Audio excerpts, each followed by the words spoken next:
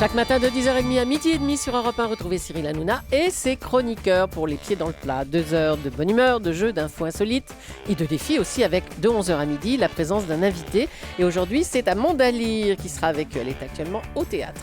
Cyril Hanouna du lundi au vendredi de 10h30 à midi et demi sur Europe 1. Europe 1. Jean-Marc Morandini pour le grand direct des médias. Et ce matin, nous avons décidé de revenir sur l'alerte rouge à l'Access de France 2, c'est-à-dire la tranche 17h-20h globalement, avec les problèmes et les mauvaises audiences qui s'accumulent depuis quelques jours. Beaucoup de questions se posent au vu des scores. La chaîne va d'ailleurs déprogrammer à partir du 7 octobre Dans la peau d'un chef, l'émission culinaire présentée par Christophe Michalak. Faute d'audience, elle sera avancée d'1 heure. Sophia Aram a perdu un tiers de ses téléspectateurs depuis lundi. Nagui est en dessous de la barre des 10% de part de marché. Le week-end, c'est également la cata avec un air de famille, le télécrochet des familles qui, pour sa première, n'a rassemblé que 5,5% du public. Et avec nous, pour en parler, Linda Boras, bonjour. Bonjour. Merci d'être en direct avec nous sur Europe 1. Vous êtes chef des infos à Téléstar. Nicolas Voller, bonjour. Bonjour, rédacteur en chef adjoint à TV Mag. Et Maxime Guény, journaliste à Média Plus. Bonjour Également. On va essayer de prendre les choses dans l'ordre tout d'abord, à commencer par cette émission culinaire de Christophe Michalak, qui c'est la première à avoir commencé d'ailleurs dans la grille. France 2 y croyait, ils se sont dit à mon avis qu'ils allaient surfer sur un dîner presque parfait et toutes ces émissions qui cartonnent. Linda Boras, c'est un échec, clairement.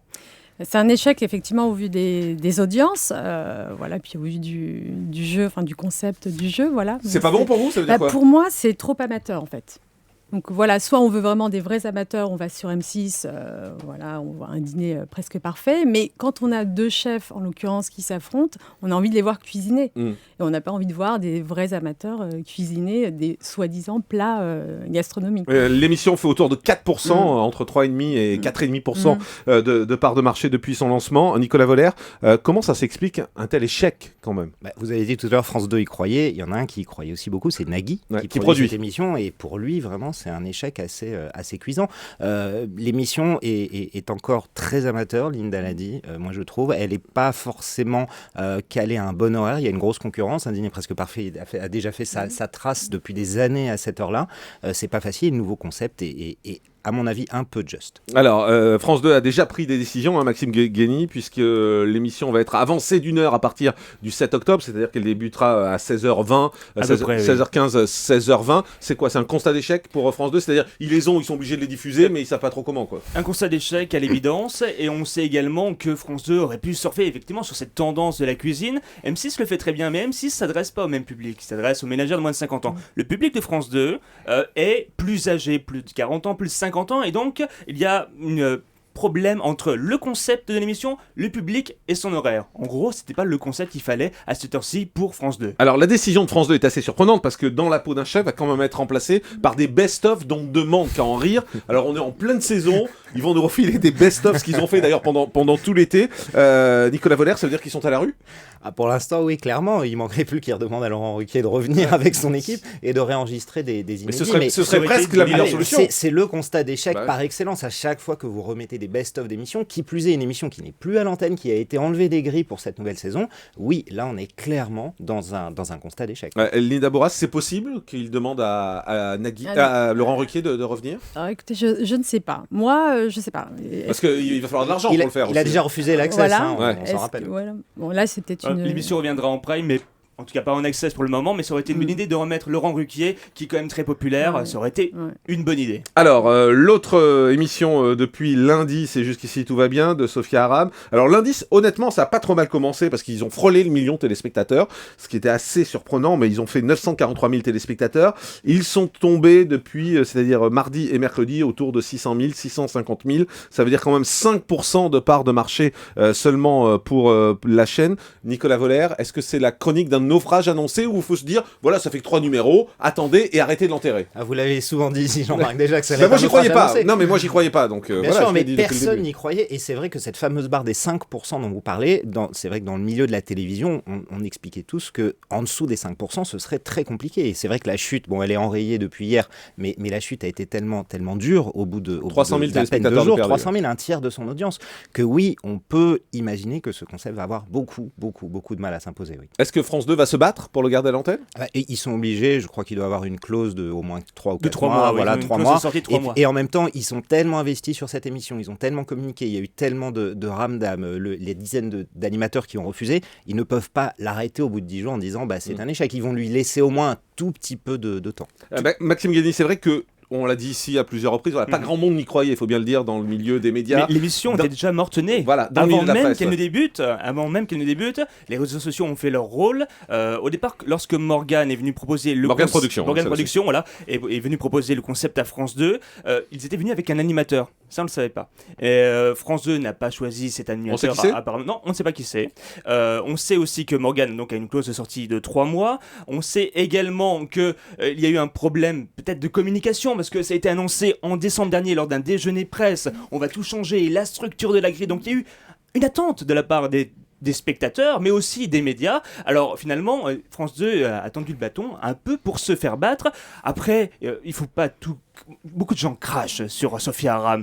Tout n'est pas jeté quand même. Le décor est pas mal, elle a beaucoup d'enthousiasme. Le décor est pas mal. 90% acheté.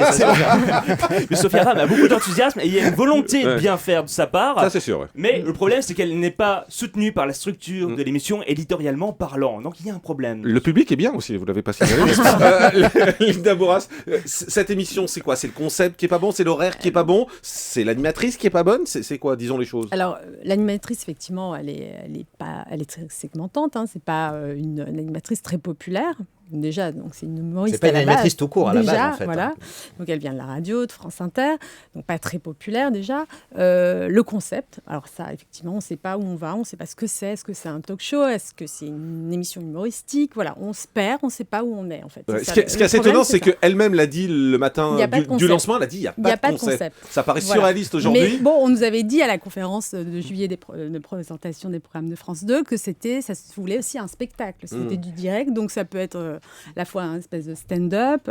Mais comme il y a plein de rubriques actu, du coup, on se dit, mince, là, on est sur un truc sérieux, attention, Elle a dit qu'il n'y avait pas de concept, de retraite. Pas de concept, mais France 2 le vend comme un show d'infotainment. Le producteur parle de spectacle. Il ne parle pas aussi d'animatrice pour Sophia Aram, mais d'une artiste qui présente un show. On ne parle pas aussi de chroniqueur, il parle de partenaire. Il y a tout un jargon tout autour de la communication. Ça intéresse que, à mon avis. Le problème, c'est qu'il faut quand même un minimum de technique. C'est aussi très important. Il y a clairement un manque de rythme dans cette émission, un manque d'ambiance. C'est d'écriture, c'est du direct, c'est pas facile. Et ce qu'il en ressort au final, une fois qu'on l'a regardé un petit peu, c'est un manque, peut-être que le mot est fort, mais de professionnalisme, quoi. Ça n'a pas l'air professionnel du tout. Il suffit de regarder le Before ou juste que fait Julien Courbet et on voit une émission faite par des bons pros de la télé. On aime ou on n'aime pas. Mais cette émission-là fait amateur. Et sur le service public à cette heure-là, ça fait tâche. Elle est en direct. Bon, bien sûr. Ça, mais bon, voilà. On peut reconnaître... Qu'elle est en direct. non, mais dans ce qui est enregistré, voilà, il y a du montage. Voilà, mais il devrait peut-être l'enregistrer parce qu'à la limite, on s'en fiche que ce soit en direct, quoi. Il devrait peut-être l'enregistrer et monter derrière.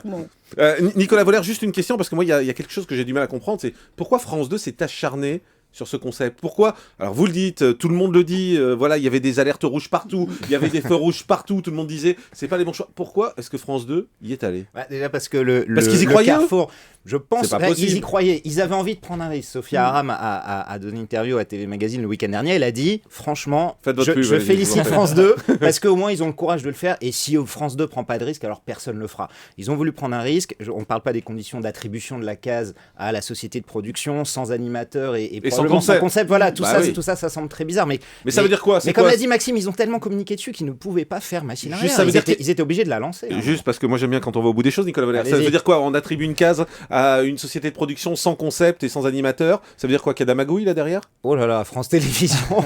Les conditions d'attribution des cases de France Télévisions, c'est un mystère pour beaucoup de gens. Sur certaines cases notamment, c'est très compliqué de savoir qui, quand, comment. Mais en tout cas, ce qui paraît louche là-dessus au minimum, c'est une attribution d'une case sans animateur et dans un concept qui a beaucoup varié, alors, sans que jamais elle ne soit remise en cause cette case. C'est le plus étonnant. C'est louche, je retiens le mot louche. Le défi de l'Access est perdu depuis 2-3 ans. C'était il y a 2-3 ans qu'il fallait faire les choses, restructurer l'avant-soirée.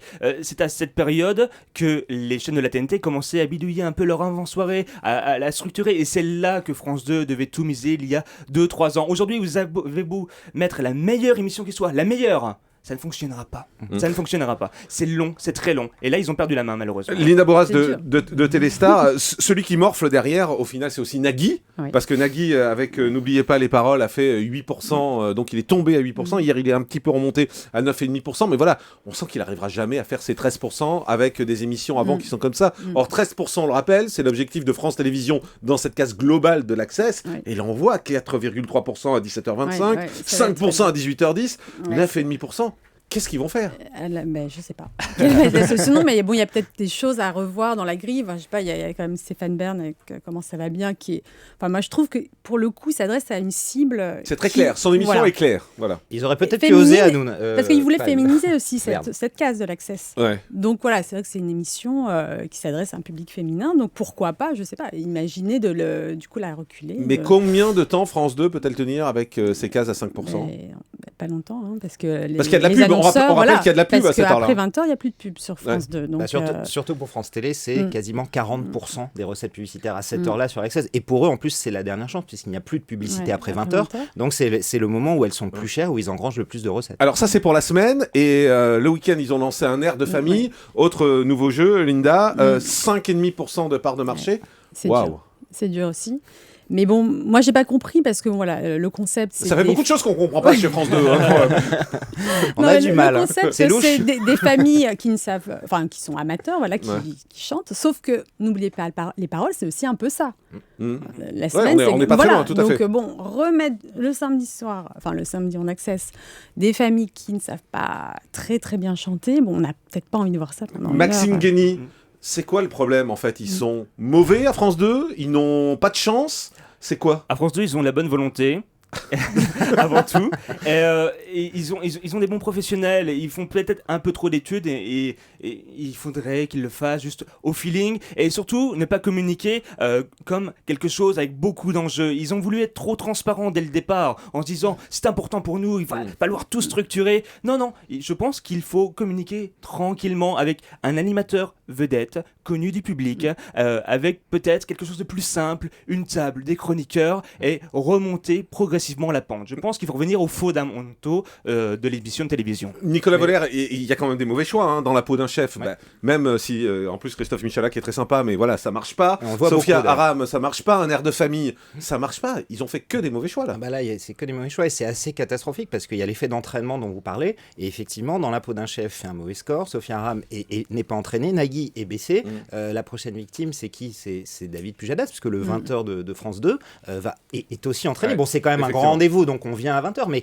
malheureusement, il y a un effet d'entraînement sur toute la grille de l'Access, et ça peut être vite catastrophique. Bon, et puis on rappelle au patron des programmes de France 2, Philippe Villamediana, qu'il est bienvenu quand il veut dans ce studio, puisque pour l'instant, c'est le seul qui refuse de répondre aux questions.